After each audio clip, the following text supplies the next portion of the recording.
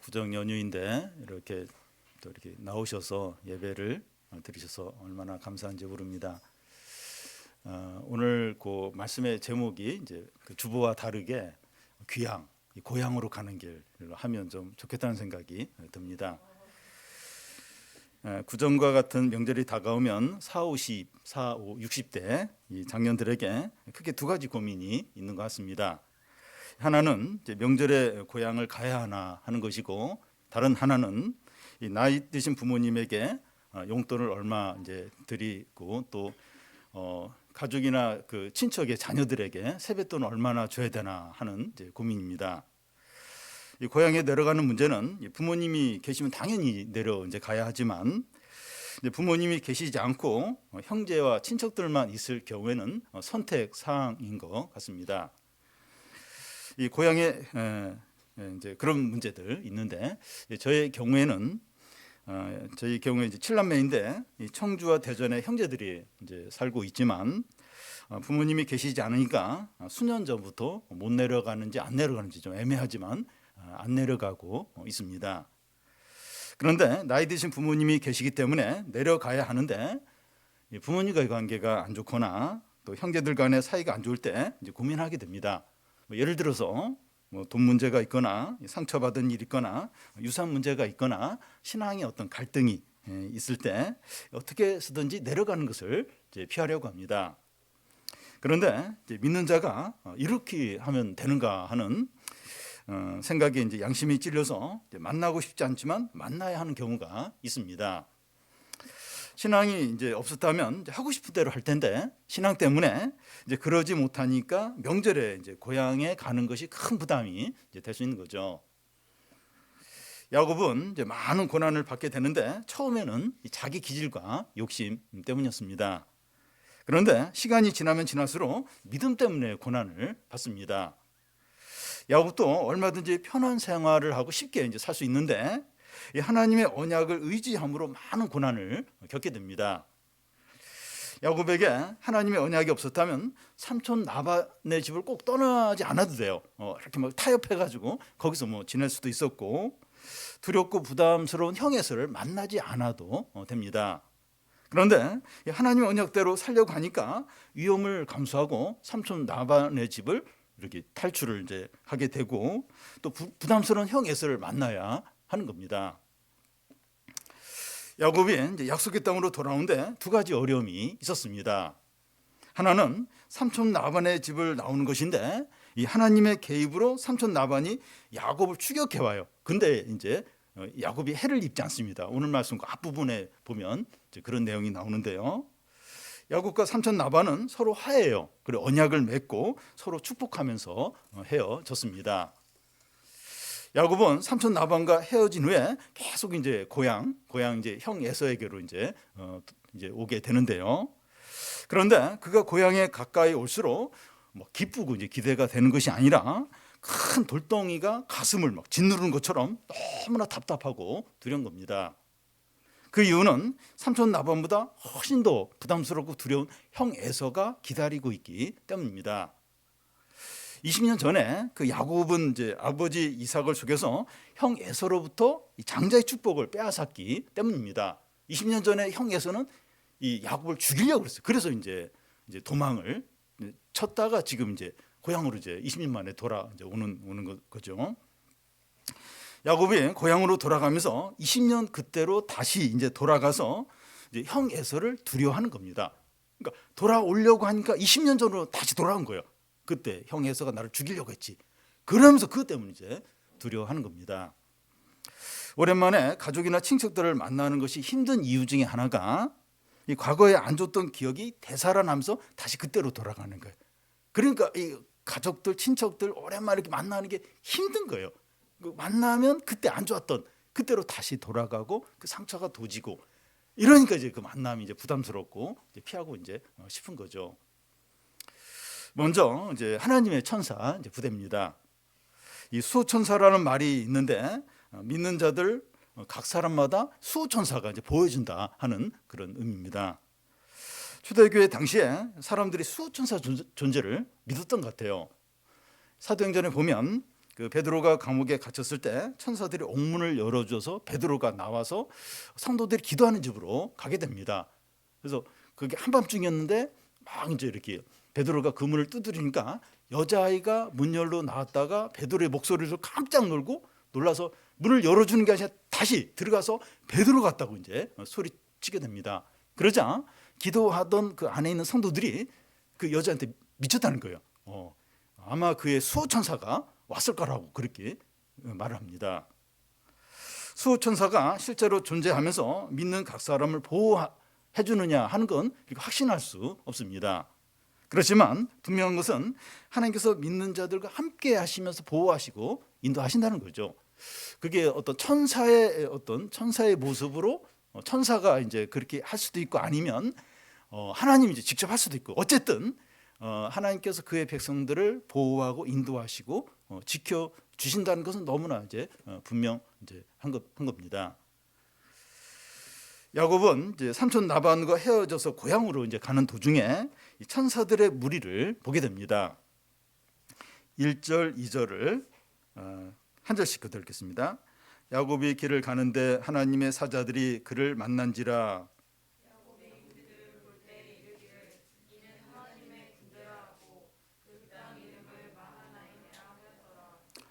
중세 시대 그 명화들을 보면 이 천사들이 나오는데 남자 같기도 하고 여자 같기도 한 그런 예쁜 그런 천사들이 이제 있습니다. 또 다른 천사의 모습이 나오는데 그 베이비 엔젤입니다. 한 5살 정도 남자아이인데 옷 하나도 안 입고 이제 이렇게 그러고 이렇게 날개 달리고 이렇게 날아다니는 이제 그런 베이비 천사들이 있습니다. 근데 여기 나오는 천사는 그런 천사가 아니라 이는 하나님의 군대라 이렇게 하는데 명령만 떨어지면 바로 전쟁에 임할 수 있는 중무장한 어떤 전사의 모습의 이 천사들을 가리킵니다. 야곱은 천사들의 무리를 보고 그 이름을 마하남이라고 하는데 마하남이라는 뜻이 돛대라는 의미입니다. 이 중무장한 천사들의 무리가 돛대로 야곱의 가족과 또 가축들을 에워싸서 호위를 해주는 겁니다. 그런데 그 이 천사의 무리들은 그 야곱을 이번만 보호해 준 겁니까? 아니면 전에도 보호를 해줬습니까? 전에도 보호해줬다면 왜 이렇게 그때는 천사 어떤 부대의 모습을 볼 수 없었습니까? 야곱은 지금 인생에서 가장 큰 위기를 맞고 있고 다른 어느 때보다도 가장 두려워하고 있습니다. 하나님은 야곱의 눈을 열어서 천사의 부대의 모습을 보게 해서 그의 마음과 믿음을 붙들어주고 계십니다. 중무장한 하나님의 군대가 야곱과 그의 가족들과 가축들을 에워싸고 있으니까 아무 걱정하지 말라는 거죠. 그리고 하나님의 군대가 그 이곳에서만 야곱에게 함께 한 것이 아니라 삼촌 라반의 집에 있을 때도 함께 했습니다. 그 증거가 삼촌 라반이 야곱의 품삯을 주지 않으려고 그리고 또 적게 주려고 10번씩이나 막 이제 바꾸면서 야곱의 재산을 빼앗으려고 했는데 하나님의 군대가 그 야곱을 보호해줘서 야곱이 엄청난 부자가 될 수 있었던 겁니다. 그동안 하나님의 군대가 야곱 항상 함께 하셨지만 이번에 처음으로 야곱의 눈에 이 하나님의 군대, 천사 부대가 보인 겁니다. 여러분, 이 보이지 않는다고 해서 없는 게 아니에요. 우리가 이제 다 핸드폰 가지고 있는데 워낙 익숙해서 뭐 별로 의식을 하지 않지만 줄이 없어요. 줄이 없는데 그런데도 뭐 통화도 되고 또 영상들도 뭐 이렇게 볼 수 있고 그게 이제 눈에 보이지 않지만 전파들이 막 오고 가기 때문에 가능한 거죠. 최근에 코로나나 이 독감에 걸린 분들이 이제 이렇게 많이 있는데 이 그 눈에 보이지 않지만 바이러스가 전파가 되는 거예요. 그래서 코로나도 다시 걸리고 독감도 이제 걸리는 거죠. 눈에 보이지 않기 때문에 없다고 말하는 사람 어리석습니다. 보이지 않기 때문에 없다. 이건 어리석은 거예요. 여러분 진짜 보이지 않는 게 중요하고 큰 영향을 끼치는 걸 볼 수가 있어요. 이 보이지 않는 게 보이는 것보다 훨씬 더 중요하죠. 하나님의 보호와 인도가 그래요. 눈에 보이지 않지만 이게 진짜 참되고 진짜 그게 확실하고 진짜 이게 대단한 거죠. 여러분, 하나님의 이런 보호와 인도가 야곱에게만 해당되는 겁니까? 아니면 모든 성도들에게 해당이 됩니까? 모든 성도들에게 다 해당이 되죠. 시편 34편 7절에 보면 여호와의 천사가 주를 경외하는 자를 둘러 진치고 저희를 건지신다. 근데 이 주를 경외하는 자가 모든 성도들을 가리키죠. 우리 믿는 모든 우리를 주의 천사가 군대로 우리를 에워싸고 보호를 하십니다. 눈에 안 보여요. 안 보여도 주의 군대가, 주의 이 천사 군대가 지키신 거죠. 사랑하는 여러분, 우리가 다른 사람들이 겪는 경제적인 어려움이나 집 문제나 자녀 문제나 또 사람들과의 관계 문제들을 다 겪고 거기에 추가해서 신앙 때문에 또 어려움들도 겪습니다. 야곱은 하나님의 언약 때문에 고향으로 돌아오려고 하니까 형 에서와 만남 때문에 너무나 두려운 거예요. 야곱은 이제 믿음으로 살려고 하니까 길이 갑자기 좁아져요.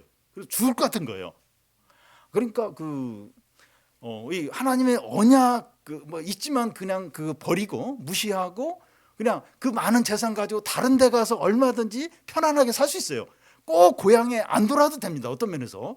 근데 하나님의 언약대로 약속의 땅을 돌아오려고 하니까 갑자기 좁아져요. 길이 좁아지면서 죽을 것 같은 거예요. 죽을 것 같은 거예요. 좁은 길을 이제 가는 거죠. 우리가 이제 하나님께서 우리에게도 이제 그렇게 이제 하십니다.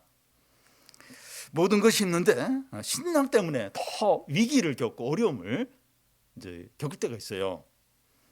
근데 하나님께서 야곱에게 하셨던 것처럼 하나님의 군대가 양옆과 앞 뒤에서 우리를 호위하고 인도하고 함께 하심을 기억하시기 바랍니다.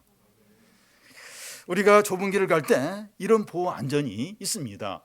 그러니까 이거 믿음으로 사는 거 진짜 힘들다. 나 도저히 이렇게 좁은 길 못 가겠다. 좀 더 넓은 길, 저는 좀 더 이렇게 피할 수도 있고 그런 길을 가면 하나님 보호가 없어요.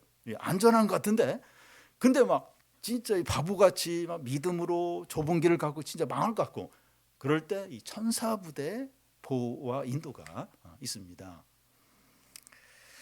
힘 있는 사람이나 현금이나 부동산을 의지하지 마시고 보이지 않는 하나님의 함께 하심과 말씀과 능력을 의지하시기 바랍니다. 다음은 변화된 야곱입니다. 20년 전 야곱은 교만했어요. 욕심이 많았고 속이기를 잘했습니다. 근데 20년이 지나면서 야곱이 변했어요. 3절에서 5절까지 한 절씩 교독 읽겠습니다. 야곱이 세일 땅에 에돔 들에 있는 형 에서에게로 자기보다 앞서 사자들을 보내며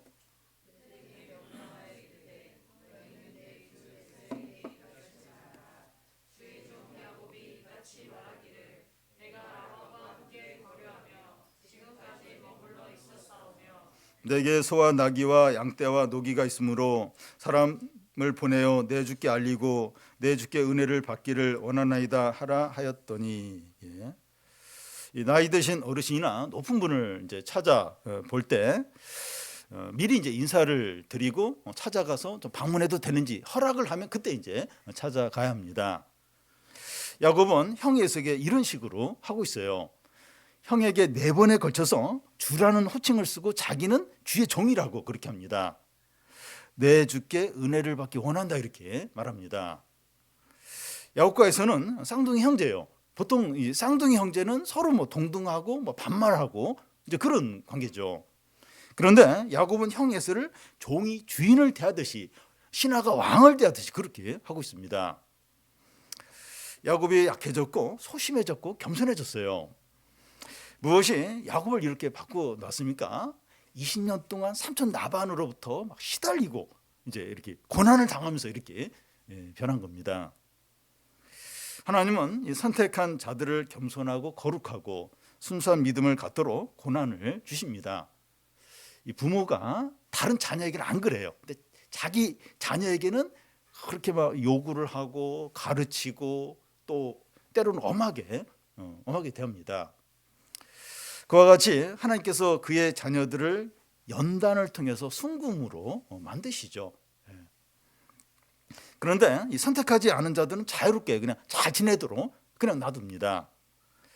3절에 보면 그 에서는 세일 땅 에돔들에 살고 있다고 하는데, 에서는 가나안을 떠나서 세일 산으로 거처를 옮겨서 살고 있습니다. 20년 전 야곱이 집을 떠나서 얼마 되지 않아서 에서는 지금 이곳 세일 산으로 거처를 옮긴 겁니다. 에서는 그 약속의 땅을 중요하게 여기지 않았어요.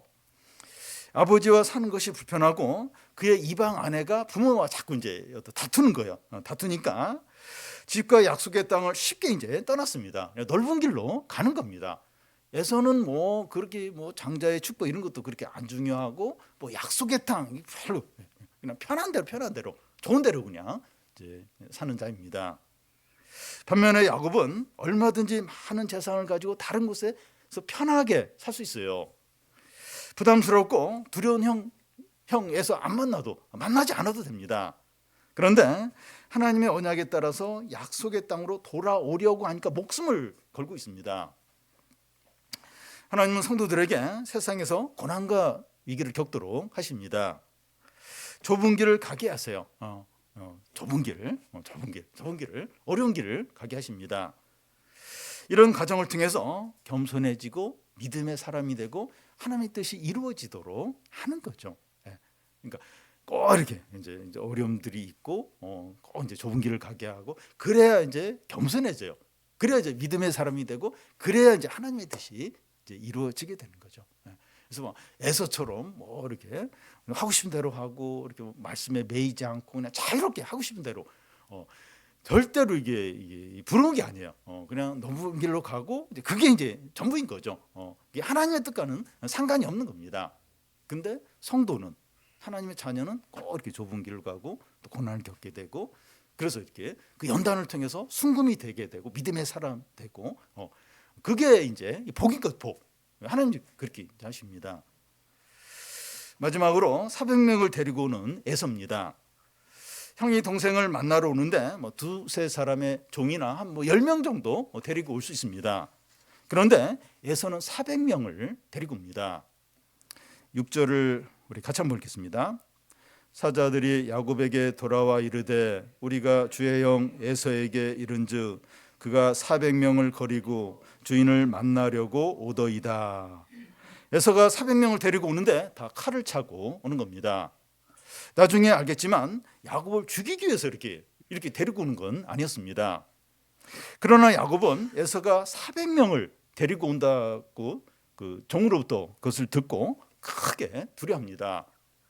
그동안 염려하고 걱정했던 일이 현실로 나타나고 최악으로 좀 치닫고 있는 거죠. 진짜 그 일이 일어나겠구나. 진짜 완전히 몰살당하겠구나. 그래서 너무 두려워 떨고 있습니다. 그런데 이런 상황에서 하나님은 에서가 야곱을 해치려고 400명을 데려오는 것이 아니라는 사실을 야곱에게 미리 알려줬으면 얼마나 좋았겠습니까?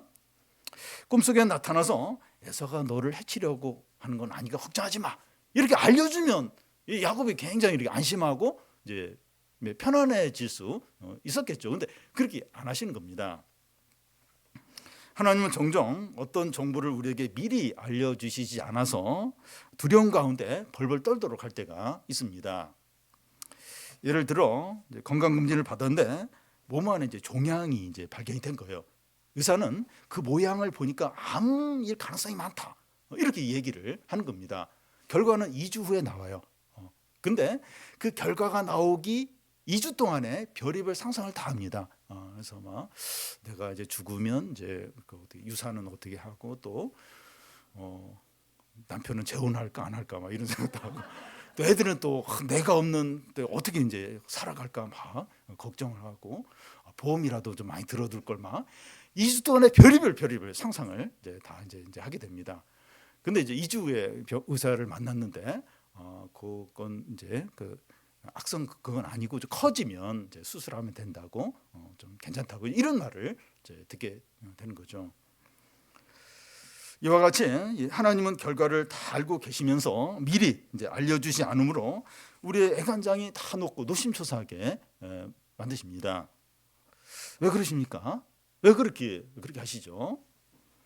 우리가 하나씩 겸손해지고 하나님을 간절히 찾고 죄를 회개하고 믿음이 회복되도록 하기 위해서입니다.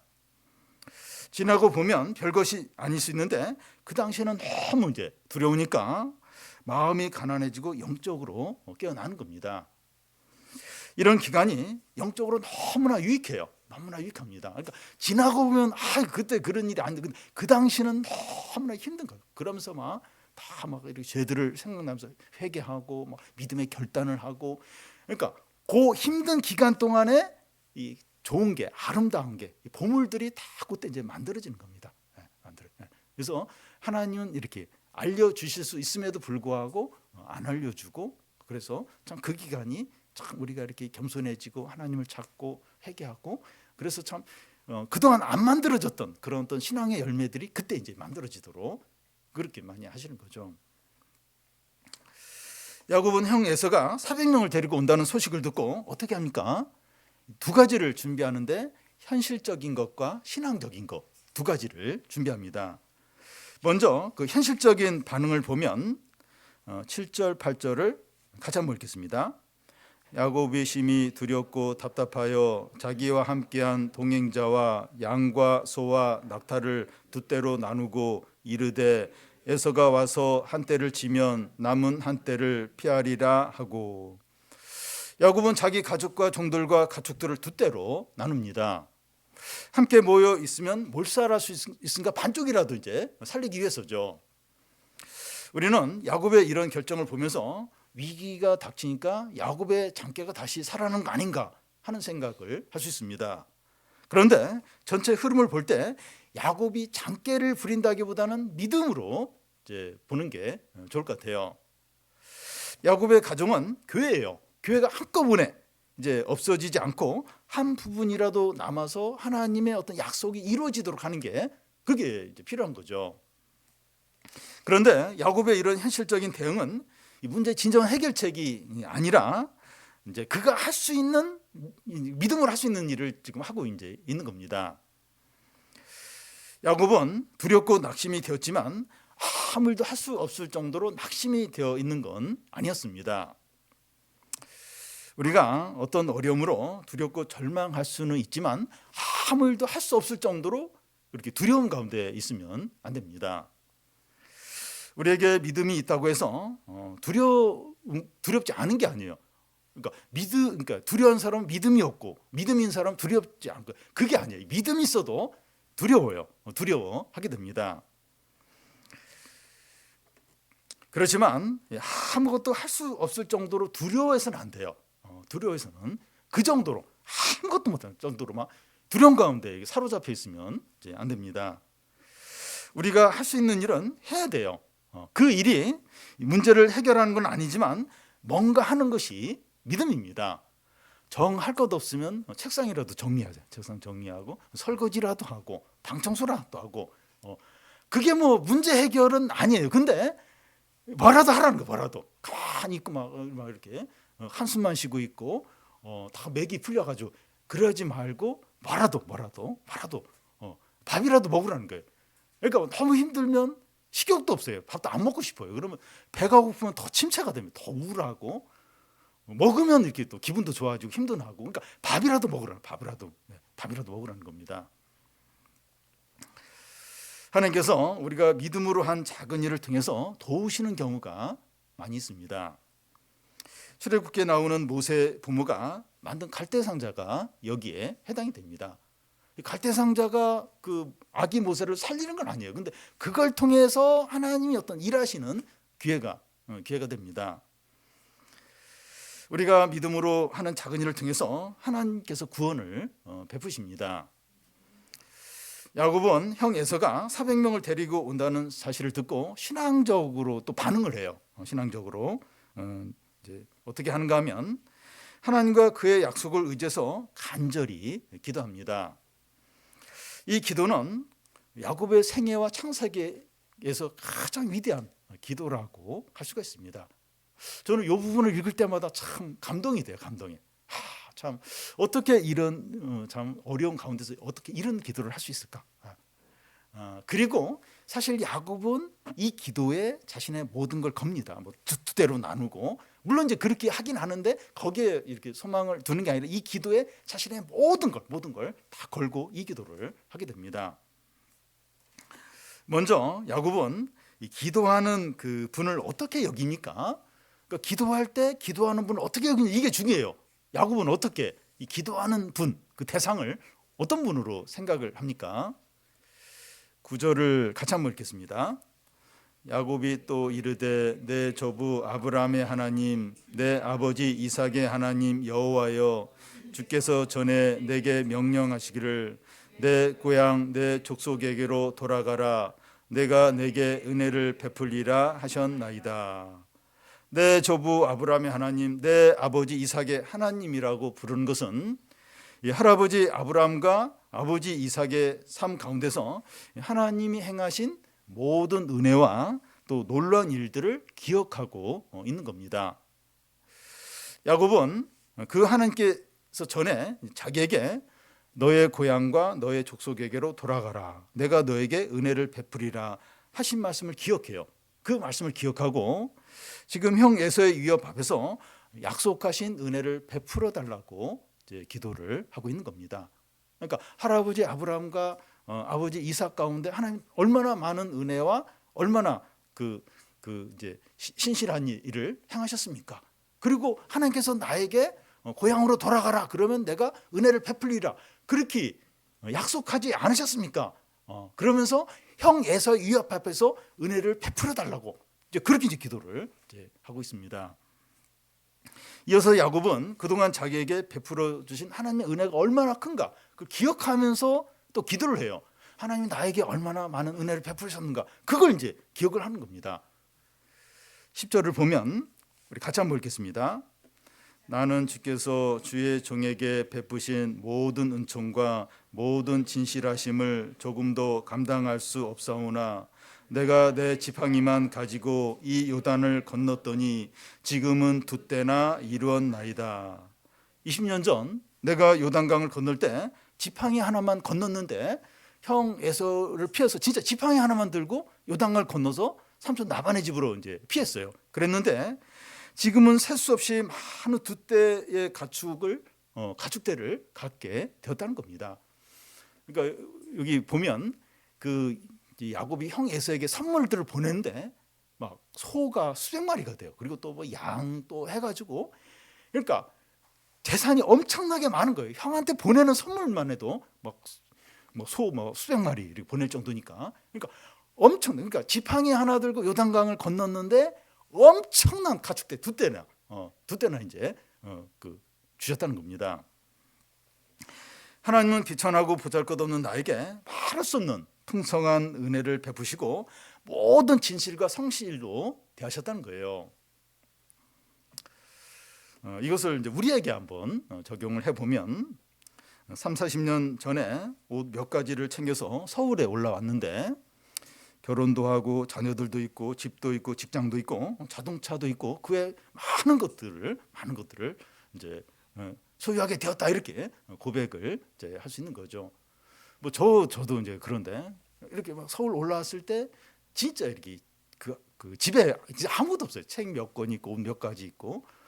근데 한 번씩 이렇게 보면 이제 제 방에 지금 교회도 뭐 책들도 많고 집들 뭐 짐들도 좀 뭐 이렇게 뭐 많은 건 없는데 많이 있는 거예요. 또 가족도 있고.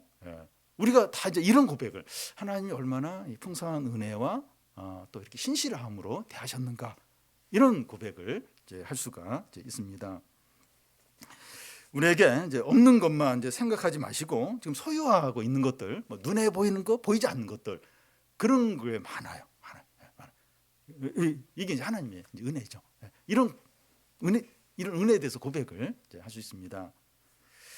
우리 자신을 돌아볼 때 하나님의 은혜와 성실하심이 너무나 크고 놀랍다는 고백을 이제 하게 됩니다.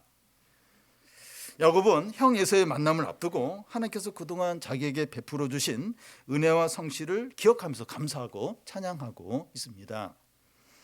하나님의 은혜와 성실은 과거의 그냥 추억, 참 하나님 참 좋았지 어떤 과거의 추억이 아니라 살아 있어요. 현재도 동일하게 역사하고 여전히 유효하고 살아있는, 그리고 영원한 거죠. 이 하나님의 은혜와 성실하심은 지금도 여전히 유효해요. 지금도 살아있어요. 지금도 얼마든지 능력으로 나타나게 됩니다.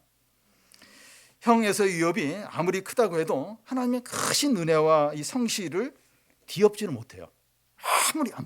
아무리 400명이 아니라 4,000명, 4만 명이 칼을 들고 달려들어도 하나님의 은혜와 성실함은 막지 못합니다. 아무리 많은 이 하나님의 은혜와 성실하심이 그만큼 크고 강력한 거죠.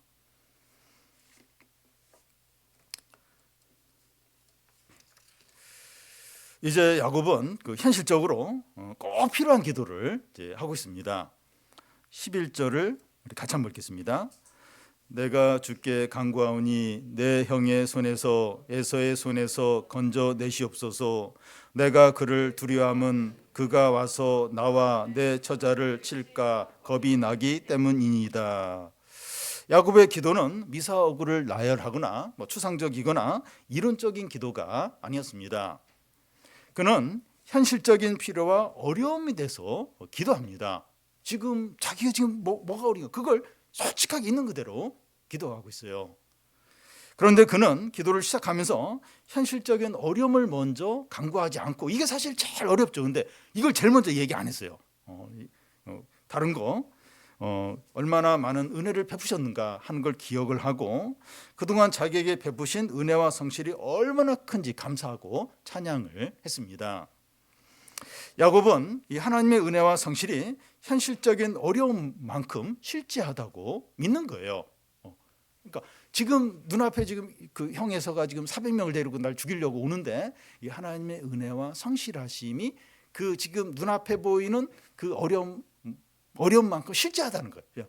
실제하고 이 하나님의 은혜와 이 성실하심이 그 형의 위협, 그 400명보다 훨씬 크다, 훨씬 강하다, 훨씬 능력 있다, 이걸 믿고 확신을 하고 있는 겁니다. 그래서 그 기도를 지금 이제 하고 있는 겁니다. 야곱은 마지막으로 하나님의 언약에 자기의 어려움을 맡기고 있습니다. 12절을 같이 한번 읽겠습니다. 주께서 말씀하시기를 내가 반드시 내게 은혜를 베풀어 내 시로 바다에 셀 수 없는 모래와 같이 많게 하리라 하셨나이다. 하나님은 야곱에게 바다의 모래와 같이 많은 자손을 주겠다고 약속하셨는데, 형 에서가 처자를 다 죽이려고 한다는 거예요. 하나님의 언약을 이루셔서 우리가 죽지 않게 해달라는 겁니다. 하나님의 은혜와 성실하심 그렇게 큰데, 지금 현실은 형 에서가 나와 내 처자들 다 죽이려고 한다는 거예요. 하나님의 언약을 이루셔서 우리가 죽지 않게 이제 해달라고 이제 합니다. 야곱은 단지 죽지 않게 살려달라고 하는 것이 아니라 하나님의 언약을 이루어달라고 기도하고 있어요. 주님 살려주세요, 살려주세요. 지금 그 얘기하는 것이 아니라 하나님의 언약을 이루어달라는 거예요. 하나님의 언약이 이루어지면 우리는 산다는 거예요. 하나님의 언약이 안 이루어지면 우리는 죽는다는 거예요. 너의 자손이 바다의 그 모래처럼 많아지리라, 그런 약속을 하셨는데, 그게 하나님 언약을 하신 거예요. 근데 하나님이 그렇게 언약을 하셨는데 야곱 형 에서가 다 죽이면 하나님의 언약은 안 이루어지는 거 아니지 않습니까? 그러니까 하나님의 언약을 이루어 주십시오. 하나님 언약이 이루어지면 우리 산다는 겁니다. 그렇게 지금 기도를 지금 하고 있습니다. 그런데 야곱의 이런 기도가 얼마나 능력 있고 영광스럽고 확실한지 모릅니다. 여러분, 이 문제 해결해 주세요, 나 살려주세요 하는 거하고 하나님 말씀 이루어 주십시오, 하나님의 약속 이루어 주십시오, 훨씬 더 강력하죠. 훨씬 더 확실하죠. 훨씬 더 이제 능력이 있습니다. 하나님의 뜻이 이루어지고 하나님의 살아계심이 나타나고 하나님의 이름이 높임을 받게 해달라고 기도하면 우리도 살게 되는 경우가 얼마나 많은지 모릅니다. 우리 지금 여러 어떤 상황들이 있는데 하나님의 뜻이 이루어지게 해주십시오. 하나님의 살아계심이 나타나게 해주십시오. 하나님의 이름이 높임을 받게 해주십시오. 이러면 그 기도가 굉장히 강력해요. 그렇게 하나님의 뜻이 이루어지는데 우리는 막 비참하게 망하고, 우리는 죽고, 우리는 막 끝장나고, 그렇지 않죠. 그렇게 되지 않습니다. 우리의 먹고 사는 문제나 진로 문제나 중요한 문제를 하나님의 뜻과 말씀에 맡기는 겁니다. 말씀에 맡기는 거예요. 하나님 말씀에 맡기는 겁니다. 그러면서 하나님의 뜻과 말씀이 이루어지도록 기도하는 겁니다. 말씀에 맡기고 그 말씀이 이루어지도록 기도하는 거예요. 그러면 하나님의 뜻과 말씀이 반드시 성취가 되니까 우리도 결국 살게 되고 필요가 채워지게 되는 겁니다. 근데 이럴 때 이제 우리가 기억을 해야 될 게 우리가 원하는 대로 안 될 수 있어요. 안 될 수 있어요. 근데 그게 사실은 훨씬 더 우리에게 필요한 거고 중요한 거고 그리고 나중에 그게 진짜 나에게 유익했다 하는 고백을 하게 됩니다. 그래서 내가 기대하고 생각하고 내가 생각한 방법 어떤 때 그러니까 아니라 할지라도 하나님의 뜻이 이루어지게 해달라고 또 하나님의 말씀에 우리의 문제를 맡기고 기도하는 이게 얼마나 중요하죠. 얼마나 담대해지는지 몰라요. 그리고 참 이렇게 굉장히 아름답게 돼요. 그리고 나도 살고 다른 사람도 살리고 그리고 그 일을 통해서 또 하나님이 이렇게 나타나게 되고 그리고 내 믿음도 더 좋아지게 되고 신앙이 이렇게 점프를 하게 더 신앙이 성숙하게 되는 기회가 됩니다. 그래서 우리에게 어떤 중요한 문제, 어떤 그런 부분, 아주 어려운 부분들, 주님 내 생각대로 되지 않다 할지라도 하나님 뜻대로 이렇게 되게 해달라고, 하나님 말씀대로 되게 해달라고 그렇게 간절히 기도하는 게 얼마나 필요하고 얼마나 유익한지 모릅니다. 구정 명절인데 즐겁지가 않고 마음에 쉼이 없고 또 누구를 만나는 것이 부담스럽고 연휴가 끝나는 다음 주의 일이 걱정이 되는 분들이 있을 겁니다.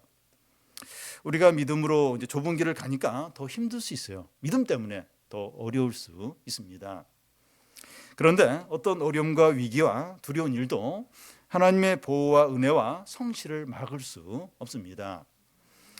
우리의 중요한 것들 이제 말씀에 맡겨서 말씀이 성취되도록 기도함으로 우리도 살고 하나님의 뜻이 이루어지기를 바랍니다.